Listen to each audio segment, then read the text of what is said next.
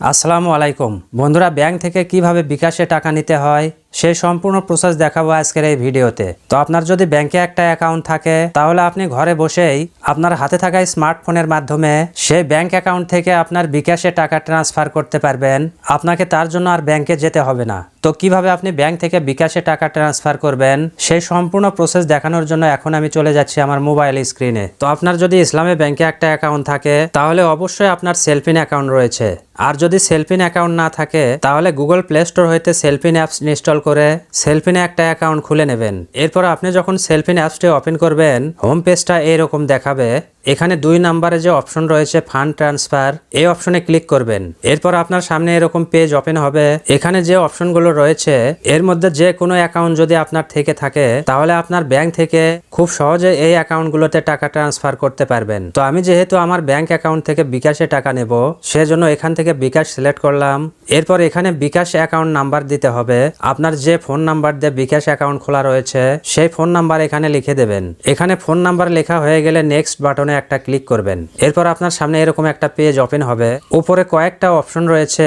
প্রথমে সেলফিন রয়েছে, এরপর ব্যাংক অ্যাকাউন্ট রয়েছে, এরপর কার্ড রয়েছে, এরপর এম ক্যাশ রয়েছে। অর্থাৎ আপনার যদি সেলফিন অ্যাকাউন্টে টাকা থাকে তাহলে আপনি এখান থেকে বিকাশে টাকা নিতে পারবেন। যদি ব্যাংকে টাকা থাকে ব্যাংক থেকেও টাকা নিতে পারবেন। যদি কার্ডে টাকা থাকে তাও আপনি বিকাশে নিতে পারবেন। যদি এম ক্যাশে টাকা থাকে তাও আপনি বিকাশে টাকা নিতে পারবেন। তো আমি যেহেতু ব্যাংক অ্যাকাউন্ট থেকে টাকা ট্রান্সফার করব সেজন্য এখান থেকে অ্যাকাউন্ট সিলেক্ট করলাম। এরপর এরকম একটা পপ আপ চলে আসবে। এখানে আপনার নাম দেখাবে এবং ব্যাংক অ্যাকাউন্ট নাম্বার দেখাবে। আপনি এর উপরে একটা ক্লিক করবেন। এরপর এখানে যে ইনফরমেশনগুলো রয়েছে এখানে কিছু করতে হবে না, শুধু এই অ্যামাউন্টের জায়গায় আপনি কত টাকা বিকাশে নিতে চান সেটা লিখে দেবেন। তো আমি যেহেতু 500 টাকা আমার বিকাশে নেব সেজন্য এখানে 500 লিখে দিলাম। এরপরে যে অপশনটি রয়েছে এখানে জাস্ট আপনার নাম লিখে দেবেন। এরপরে যে অপশন রয়েছে এখানে আপনার সেলফিন অ্যাকাউন্টের যে 6 ডিজিটের পিন কোড রয়েছে সেই পিন কোড আপনি লিখে দেবেন। এরপর এখান থেকে আপনি সাবমিট বাটনে একটা ক্লিক করবেন। সাবমিট বাটনে ক্লিক করে দেওয়ার পর আপনার সামনে এরকম একটা পেজ ওপেন হবে। এখানে যে ইনফরমেশনগুলো আপনি দিয়েছেন সেই ইনফরমেশনগুলো আপনি চেক করে নেবেন সবকিছু ঠিক আছে কিনা। এরপর এখান থেকে আপনি কনফার্ম বাটনে একটা ক্লিক করবেন। তো এখান থেকে যখনই আপনি কনফার্ম বাটনে ক্লিক করবেন তখনই আপনার ফোনে 6 ডিজিটের ওটিপি কোড চলে আসবে যে নাম্বার দিয়ে আপনি ব্যাংক অ্যাকাউন্ট খুলেছিলেন। এবং সেই নাম্বার যদি আপনার অন্য ফোনে উঠানো থাকে সেখান থেকে ওটিপি কোড আপনি এখানে বসিয়ে দেবেন। আর যদি একই ফোনে আপনার সেই নাম্বারটি থাকে তাহলে আপনি যখনই কনফার্ম বাটনে ক্লিক করবেন আপনার সামনে এরকম পপ আপ চলে আসবে।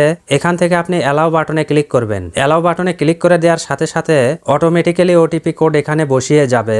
এরপর এখান থেকে আপনি কনফার্ম বাটনে একটা ক্লিক করবেন। কনফার্মে ক্লিক করে দেওয়ার সাথে সাথেই আপনার ব্যাংক অ্যাকাউন্ট থেকে বিকাশে টাকা চলে আসবে। তো এইভাবে আপনি ব্যাংক অ্যাকাউন্ট থেকে বিকাশে টাকা ট্রান্সফার করবেন। এবং এইভাবে আপনি কিভাবে বিকাশ থেকে ব্যাংকে টাকা ট্রান্সফার করবেন আমি পরবর্তীতে সেই প্রসেস আপনাদেরকে দেখিয়ে দেব। কারণ এখন কিন্তু বিকাশ থেকেও ব্যাংকে টাকা ট্রান্সফার করা যায়। এই সিস্টেম কিন্তু বিকাশ নতুনভাবে চালু করেছে এবং সেই প্রসেসটা আমি আপনাদেরকে পরবর্তী ভিডিওতে দেখিয়ে দেব।